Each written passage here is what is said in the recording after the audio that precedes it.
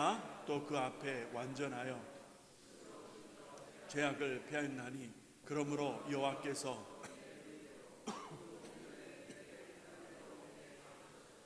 자비한 자에게는 죄의 자비하심을 나타내시며 완전한 자에게는 죄의 완전하심을 보이시며 그러므로 너희 마음의 허리를 동이고 근신하여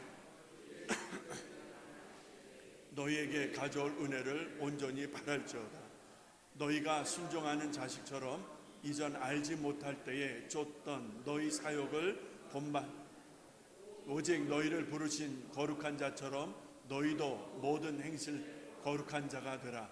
기록하시되 내가 거룩하니 너희도 거룩할지어다 하셨느니라. 아멘. 기도하겠습니다. 하나님 아버지 고맙습니다. 대강절기를 맞이해서 세 번째 주일 하나님의 말씀을 듣습니다. 세상은 정신없이 바쁘고 시끄럽습니다. 그러나 하늘에는 영광, 땅에는 평화이신 우리의 그리스도 예수, 어디에 성탄하실까 우리의 마음을 모아봅니다. 주님이 성탄하실 교회, 주님이 성탄하실 우리 가정, 주님이 성탄하실 우리 각자의 심령밭이 될 수 있도록 도와주시옵소서. 이 시간 하나님의 말씀을 듣습니다. 하나님의 말씀을 들을 때 하나님의 말씀이 어찌하면 주님을 준비하며 이 대강절기를 보낼 수 있을지 깨닫는 시간, 복된 시간 되게 하여 주시옵소서. 예수님의 이름으로 기도합니다. 아멘.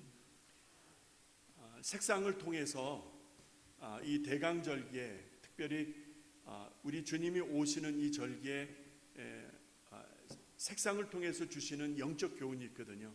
그래서 첫 시간에 적색, 빨간색을 통해서 예수님의 희생을 우리가 생각해 보았습니다. 하나님의 희생, 그 하나님의 희생은 무엇을 의미합니까? 사랑이죠. 로마서 5장 8절의 말씀처럼 십자가에서 확증된 하나님의 사랑, 그래서 그리스도 예수께서 당하신 그 고난, 희생, 피, 보혈, 이 의미에서 우리가 첫날을 생각했고요.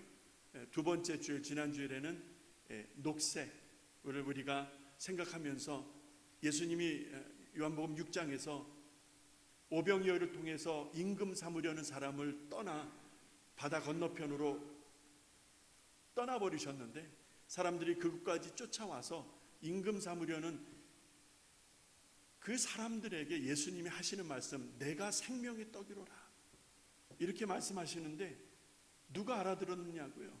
너희 조상은 하늘에서 내려진 만나를 먹었거니와 그럼에도 불구하고 광야에서 죽지 아니하였더냐. 그러나 내가 주는 떡은 영원히 죽지 아니할 것이라. 내가 생명의 떡이로라. 두 번째 주일에는 우리에게 생명을 주시는 예수 그리스도, 그래서 녹색으로 그 의미를 같이 나눈 바 있습니다. 요한복음 3장 16절을 우리 안에 선포하시며 완성하신 하나님의 은혜를 보았습니다. 이제 오늘 세 번째 시간을 통해서 흰색에 담겨진 의미입니다. 순결입니다. 순결, 정결, 본질적으로는 거룩이라 이렇게 표현할 수 있을 터인데 어느 날 하나님이 모세를 부르십니다. 레위기 19장에 나오는 말씀인데 하나님께서 이스라엘 백성들에게 증거될 말씀을 모세에게 들려주시는 거예요. 여러분 어떤 말씀일지 레위기 19장 2절 말씀 우리 같이 한 목소리로 읽습니다. 너는 이스라엘 자손의 온 회중에게 고하여 이르라. 너희는 거룩하라. 나 여호와 너희 하나님이 거룩함이니라. 아멘. 하나님은 이스라엘을 향하여 무엇을 요구하시죠? 자, 하나님이 이스라엘을 향하여 모세를 통해서 이스라엘을 향하여 무엇을 요구하고 계십니까? 거룩이죠. 하나님이 거룩을 요구하고 계세요. 자, 여기에서 거룩이라는 말은 우리말로 쉽게 얘기해서 구별되었다라는 것입니다. 구별되었다. 이 구별되었다, set apart, 영어의 set apart, 분리되었다라는 것입니다. 여러분, 섞여 있다가 구별했다가 아니고요. 섞여 있다가 분리했다가 아니고요. 본래부터 구별되어진 분이다, 이런 뜻입니다. 하나님은 인생과 구별되어지신 분이세요. 왜냐하면 완전하신 분이기 때문에, 그리고 전지전능하신 분이기 때문에. 그러나 상대적으로 인생들은 유한하잖아요. 약하잖아요. 우리가 어찌 전지전능할 수 있겠습니까? 본질적으로 하나님은 구별되신 분이다.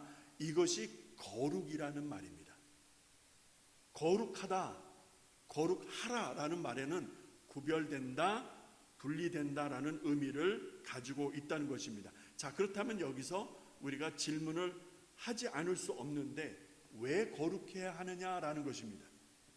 하나님 우리에게 거룩을 요구하시는데 우리는 하나님처럼 거룩할 수 없는 것을 여러분과 제가 너무나 잘 알아요.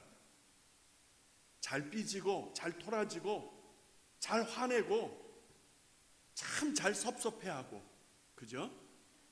네.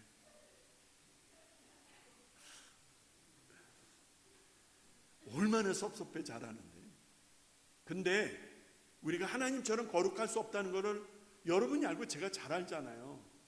그래서 불편하고 부담스러워요. 말씀은 이해하겠는데, 하나님 그렇게 요구하신 건 이해하겠는데 안 될 것을 왜 요구하시느냐, 이런 마음이 생기는 거예요. 그래서 왜 거룩해야 하는가, 이런 질문이 생긴다 이 말이죠. 공감하시죠 여러분? 왜 그러실까?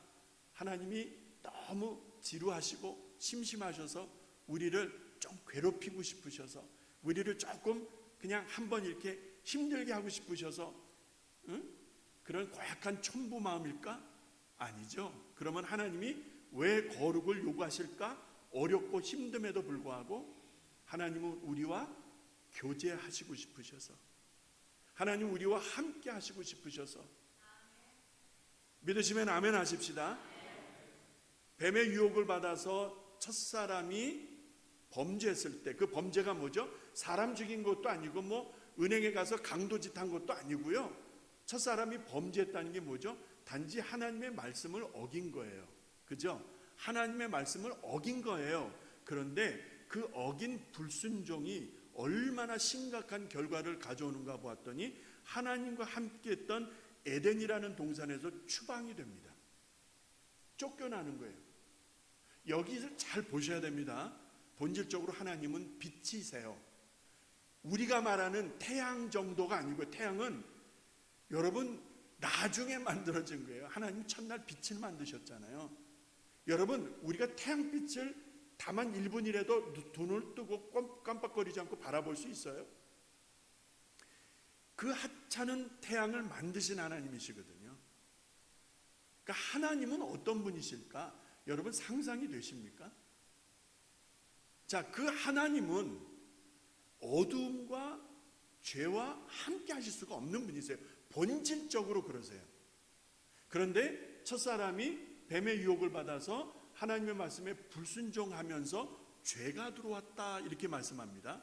모든 사람이 죄를 범하였음에 하나님의 영광에 이를 수 없다는 이 말은 그 죄로 인해서 하나님과 인간이 함께 할 수 없게 된 거예요. 그래서 쫓겨나가게 되죠. 그때부터 시작해서 그리스도 예수가 십자가에서 죽고 부활하시는 그 순간까지 죄는 왕노릇했어요. 그리고 죽음이 절대적인 권세와 힘을 가지고, 여러분 죽는다는 게 좋은 사람이 있어요? 죽는다는 건 모두에게 다 공포와 두려움과 다 싫지, 죽는 게 좋을 사람 어디 있어요? 자, 그랬는데 보세요. 그렇게 끊겼는데 하나님이 죄인을 다시 품으시고 함께 하시고 싶으신 거예요. 죄인과 함께 하시고 싶으신 거예요. 이거를 교제다, 사귐이다 라고 한다고 하면은 하나님이 다시 인생들과 함께 하시고 싶으시기 때문에, 하나님은 거룩하시니까 소위 말하는 케미스트리가 맞아야 되겠죠. 코드가 맞아야 되겠죠. 그럼 우리 쪽에서 어떤 변화가 있어야 될까? 거룩을 이루어야 되겠죠. 그래야 하나님과 교제가 가능해지겠죠. 그럼 그 거룩이 무엇일까? 세상과 구별되어진다, 세상과 분리되어진다는 이 말이 무엇일까? 이제 같이 나누려고 해요.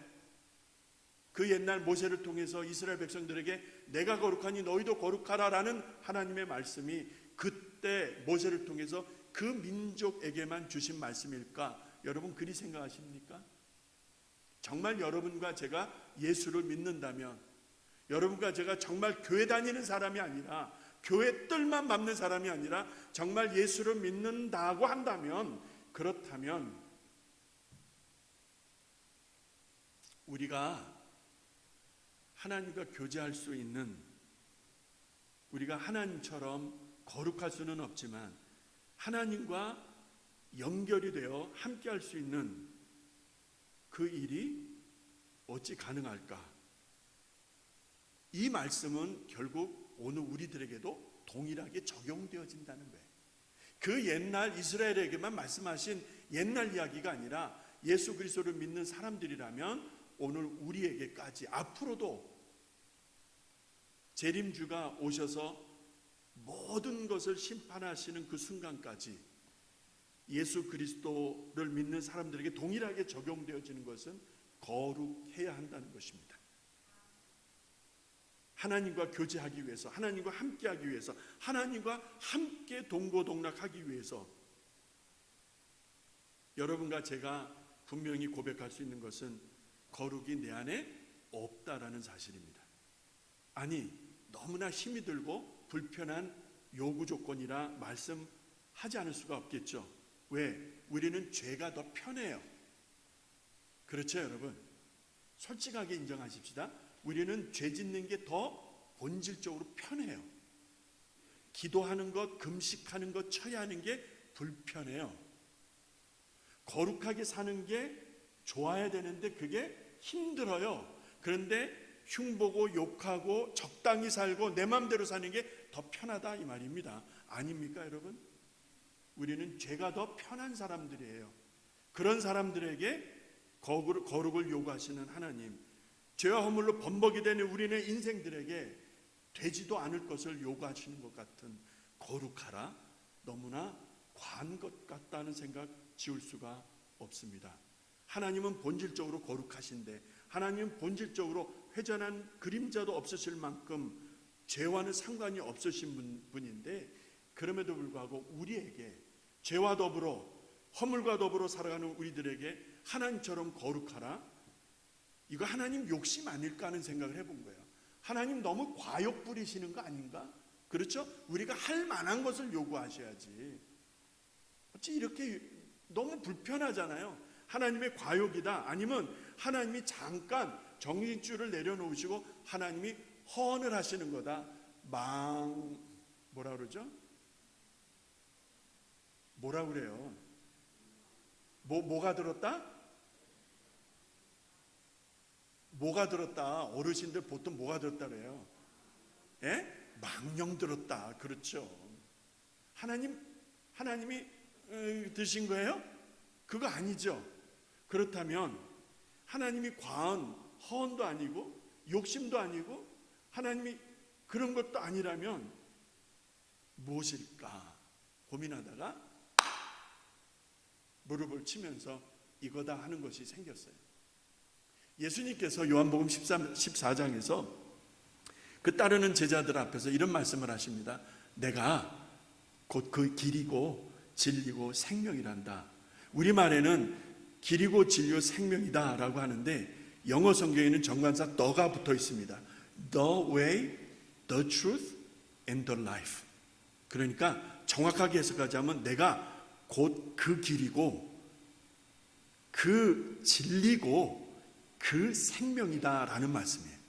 그 말은 많은 생명 같은 것들이 있고 많은 진리 같은 것들이 있고 많은 길들이 있어 보이지만 아니다라는 거예요.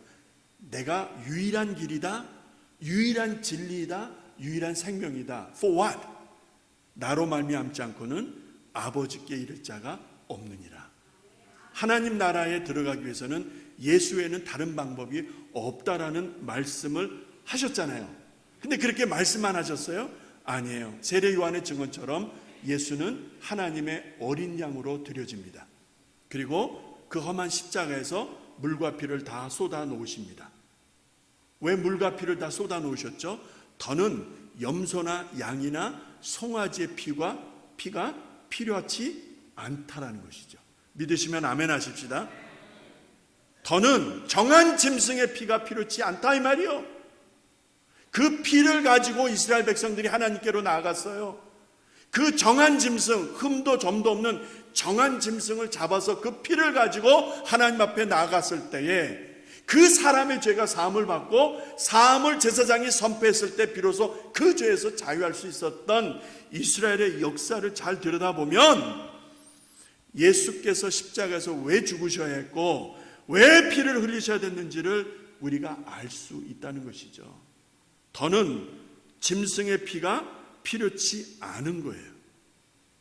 예수 그리스도의 피가 세례 요한의 증언처럼 하나님의 어린 양의 피가 이제 모든 일을 가능케 했다. 할렐루야. 무엇을 가능케 해요? 하나님이 원하시는 교제가 가능해졌다. 할렐루야. 할렐루야. 교제가 뭐라고요? 하나님과 동고동락하는 거예요. 주일날 예배당에 와서 앉아서 반 졸듯이 예배하다가 가는 게 아니라 내 삶 전체 하루 24시간 1년 365일 언제나 어디서나 모든 상황 속에서 하나님과 동고동락할 수 있는 진짜 그리스도인, 그 그리스도인의 삶이, 하나님과 교제하는 그리스도의 삶이 가능해졌다는 게 어떻게? 그 피로. 그 피가 우리를 깨끗하게 하신다. 할렐루야. 그 피가 우리를, 사실은 죄인들인데, 그런데 forgiven one, 용서받은 죄인, 정확하게 하자면 용서받은 죄인이에요. 사실은 그렇게 해야 정확하겠죠. 죄는 죄인인데 용서하신 거예요. 그게 우리예요. 죄가 있는데 예수 그리스도의 피가 우리를 덮으셨기 때문에, 가려주셨기 때문에 문설주에 발려진 그 양의 피를 보고 죽음의 사자가 그 집을 지나가잖아요. 마지막 10번째 재앙이 온 애굽 땅을 때려 부실 때 양의 피가 발려진 집은 지나가잖아요. 예수 그리스도의 피가 묻어있는 사람은, 예수 그리스도의 피가 여기 묻어있는 사람은 하나님이 용서하시는 거예요. 할렐루야. 예수 그리스도의 피가 이 심장 속에 있는 사람들은 하나님이 거룩하다 인정해 주시는 거예요. 믿으시면 아멘 하십시다. 누구든지 그리스도 예수 안에 있으면 새로운 피조물이라. 내가 어떻게 새로운 피조물이에요? 여러분이 어떻게 새로운 피조물이야? 말도 안 되지. 열어서 들여다보면 얼마나 더러운 게 많아요. 그런데 새롭대요. 근거가 뭐예요? 그리스도 안에 있으면. 그리스도 안에 있으면 in Christ Jesus you are new creatures. 예수 안에 있을 때만, 예수 안에 있을 때에 여러분과 제가 새롭다라는 것이 하나님의 판단이에요. 할렐루야. 하나님의 판단, 하나님의 입장에서 그리스도 예수의 피가 묻어있는 사람들은 진노하지 아니하시고 용서하신다는 거예요. 그래서 교제가 가능해진 거예요. 첫사람 아담의 범죄 이후에 끊어졌던, 진짜 끊어졌던, 하나님이 오시고 하나님이 열어주시지 않으면 인간으로서는 하나님께로 나아갈 수 없고 단절되어진 그 관계가 회복된 것이 바로 그의 피. 할렐루야. 하나님께로 나아갈 수 있게 되고 하나님과 교제할 수 있게 된 것을 믿으시기 바랍니다. 그 옛날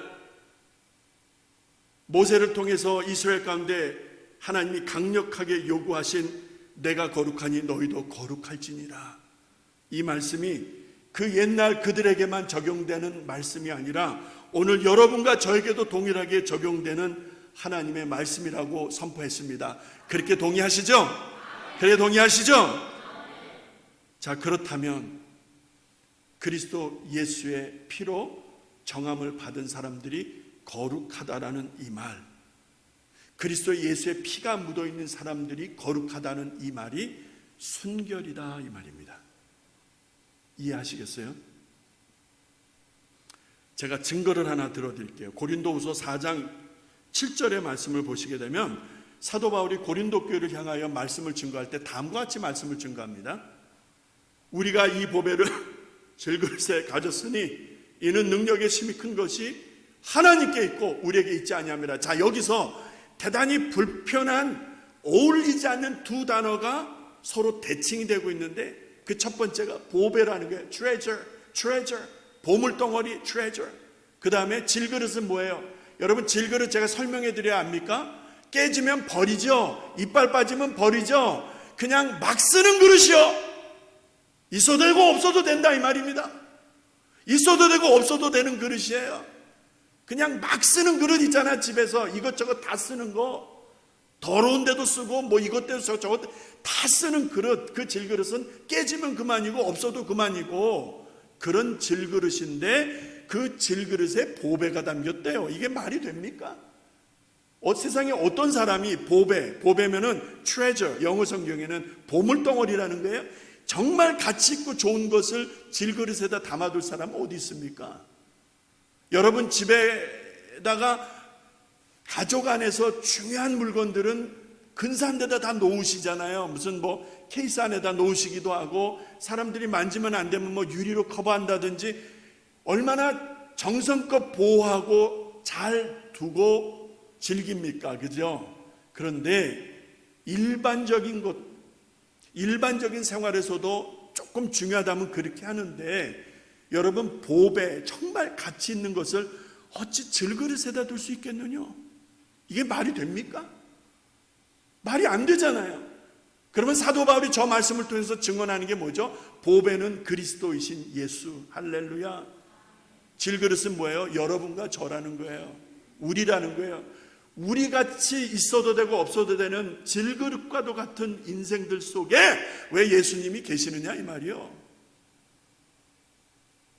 그러면 저 질그릇이 뭐죠?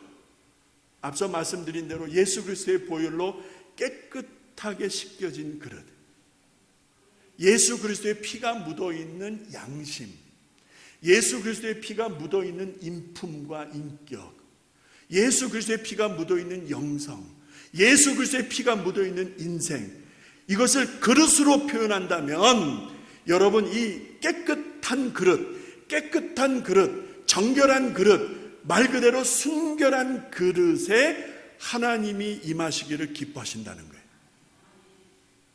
2023년 성탄절에 하나님은 어디를 찾아오실까? 예수 그리스도는 어디에서 성탄하시기를 원하실까? 교회도 많아요. 목사, 장로도 많은데 어디로 찾아오실까? 종교인 많잖아요. 얼마나 리추얼합니까? 얼마나 화려해요. 금으로 테를 두르고 얼마나 번쩍번쩍 됩니까? 이거는 우리가 만들어 놓은 크리스마스고, 이거는 세상적인 크리스마스고, 하나님은 이것보다 더 소중히 우선적으로 보는 것이 뭐라고요? 얼마나 깨끗하냐라는 것을 보신다는 거예요.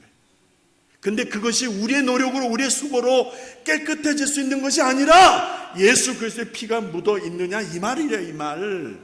예수 그리스도의 피로 용서받은 그 경험이 있느냐 없느냐 이거 얘기하는 거예요. 이거. 그래서 그리스도의 은혜로 정결함을 받은 경험이 있다면은 그 순결한 심령 속에 예수는 성탄하신다. 할렐루야. 그러한 사람들이 예배하는 곳에 주님은 임하셔서 성탄의 큰 축복과 은혜로 함께 하신다. 할렐루야. 한 예를 들어 드릴까요?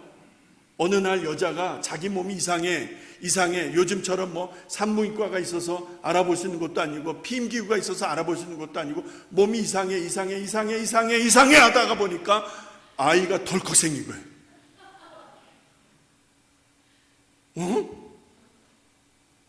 저는 여자가 아니니까 모르겠어요. 이럴 때는 어떻게 되는 거예요? 나는 사내를 모른다, 나는 남자를 모르는다는데 애가 덜컥 생긴 거야. 그래서 처음에는 아니겠지 했는데 진짜 애가 생긴 거야. 근데 문제는 그 여인을 사랑하는 남자예요. 그 남자 입장에서는 어떤 마음이었을까요? 기뻤을까요? 즐거웠을까요? 아마도 모르기는 해도 그 배신감이 여인을 죽이고 싶을 정도로 끌어올랐을 법하다는 거죠. 네가 어떻게 나한테 이럴 수 있어? 야야야, 너 나한테 어째 이럴 수 있노? 너 나한테 어떻게 이렇게 대못을 박을 수 있어? 여러분, 얼마나 남자가 아파했을까? 그런데 그 남자도 참 멋있어. 가만히 끊고자 하여, 마태복음 1장에 보시게 되면 가만히 끊고자 하여 사람들이 알지 못하게 조용히 그 여인과 갈라설 것을 준비하고 있었던 거예요. 그러니 남자가 그 여인을 얼마나 사랑했는지를 알 수 있는 거죠. 보통 남자들은 그렇게 안 할 거예요. 그렇죠? 막 난리가 날 겁니다. 난리가. 그 승질머리 내고 막 난리가 날 거예요. 그런데 요셉은 그렇게 안 했어요. 그리고 그 여인 마리아는 그렇지 않았어요. 그때 하나님 보낸 사자가 오셔서 하는 말이 있어요. 여보게, 여보게, 그 여인 데려오는 것 너무나 무서워하지 말게나. 왠지 아나? 그녀가 잉태한 것은 하나님 성령이 하신 것이라네. 이제 그가 아들을 낳을 것인데 이름을 예수라 하시오. 제가 좀 각색한 겁니다. 이렇게 말씀을 전했을 때 몰라요, 몰라, 왜 하필이면 마리아요? 이렇게 막 한 게 아니라 그 말이 딱 끝나자마자 요셉이 마리아를 데려오고, 그리고 아기 예수가 태어날 때까지 동침치 아니하더라. 얼마나 멋있는 남자예요. 우리 남자들 잘 들으세요. 얼마나 멋있는 남자입니까? 진짜 멋있는 남자죠. 여러분과 저희가 여기서 느낄 수 있는 것은, 마리아와 요셉, 요셉과 마리아에게서 느낄 수 있는 것은 공통점이 하나 있더라고요. 야, 참 깨끗하다. 참 순수하다. 오늘 말씀에 의하면 참 순결한 사람들이다. 인류 역사의 첫 번째 성탄은 이렇게 준비가 된 거예요. 화려하고 세일하고 파티 열고 복잡하고 마시고 취하고 이게 아니라 하나님 앞에서 끝까지 순종한 그 순결을 지킨 남녀를 통해서 첫 번째 성탄이 준비가 되었습니다. 이것이 순결이에요. 하나님은 왜 요셉을 찾아오셨을까? 하나님은 왜 마리아에게 그 일을 집행하셨을까 생각해 보았더니 세상 때가 안 묻었던 거야. 세상 때가 묻지를 않았어. 너무나 착해, 너무나 선해, 말 그대로 순결해. 하나님이 그 안에 담겨지시는 거예요. 마리아의 깨끗한 그릇 속에, 요셉의 깨끗한 그릇 속에 하나님이 담겨지신다, 이렇게 표현할 수 있을 것 같아요. 오늘 읽은 말씀 사무엘하 22장에 다윗의 고백이 나와요. 다윗이 하나님을 어떻게 바라보았는가 보았더니 26절 27절에 자비한 자에게는 자비하심으로, 완전한 자에게는 주의 완전하심으로, 그리고 27절에 보니까 깨끗한 자에게는 주의 깨끗하심으로 보이실 것이라. 하나님을 이렇게 노래하더라고요. 이게 무슨 말이에요? 깨끗한 자에게는, 순결한 자에게는 하나님의 순결을 보이실 것이라. 하나님이 어떤 분이시라고요? 하나님은 순결하시다. 할렐루야. 마태복음 5장 8절에 이런 말씀 있죠. 마음이 청결한 자는 복이 있나니. 왜 복이 있어요? 마음이 깨끗한 자는 복이 있나니. 요셉처럼 마리아처럼 또 오늘 우리 가운데 마음이 심령이 깨끗하다면 그 깨끗한 사람이 복이 있대요. 왜? 하나님을 볼 것이며. 하나님을 본다는 게 뭐죠?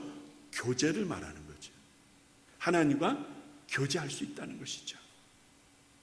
이러한 은혜가 우리 가운데 있기를 바랍니다. 찬송가 48장에 이런 찬송이 있죠. 화려한 동산, 무성한 저수모, 다 아름답고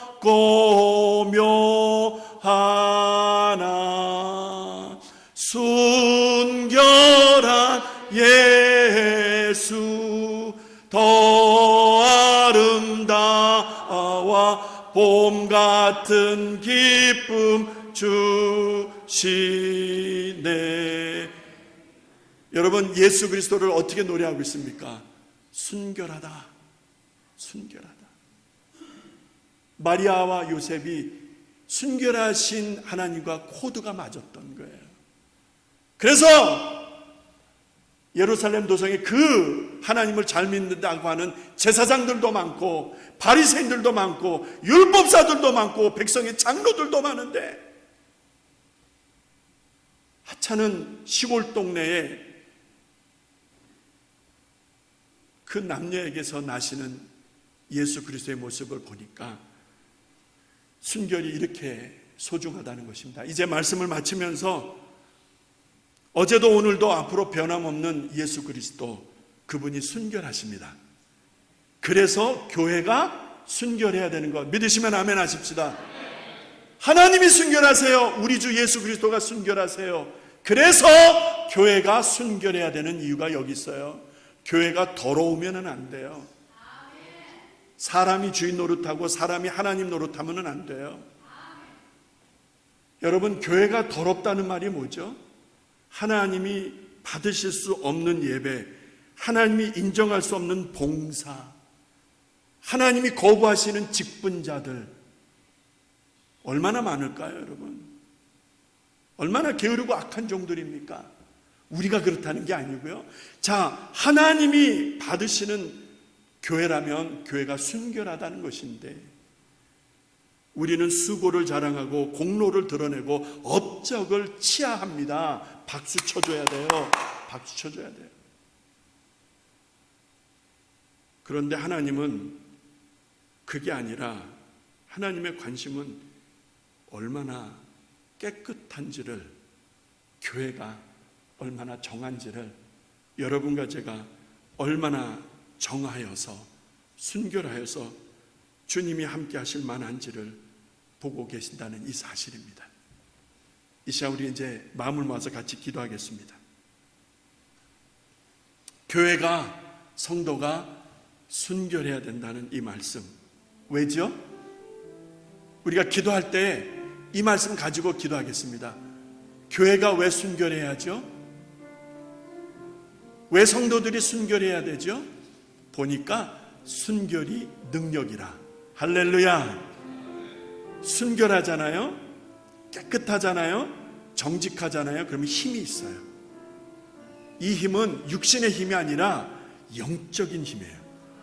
하나님이 함께 하시는 이 세상이 알 수 없는 어떤 강력한 영권이에요. 정하면은, 교회가 정하면, 성도가 정하면 이것이 능력이라. 그 정한 곳에 우리 주님은 성탄하실 것입니다. 이 시간 우리 같이 기도하십시다. 하나님, 예수의 피로 나를 다시 한번 정결케 하시옵소서.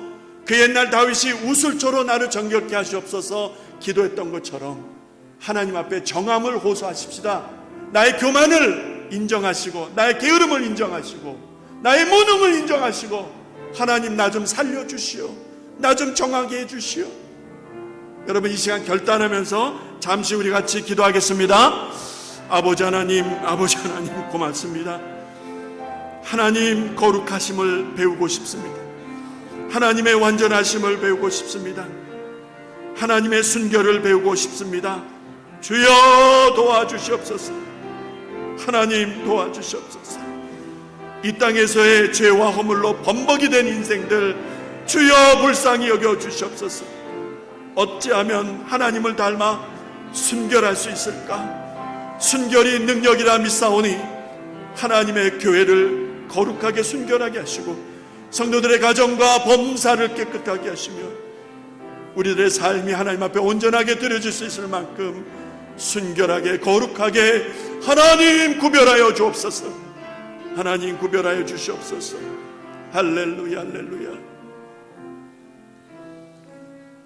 거룩하신 하나님, 순결하신 나의 주, 나의 그리스도 예수, 어찌하면 주님을 닮아갈 수 있겠습니까?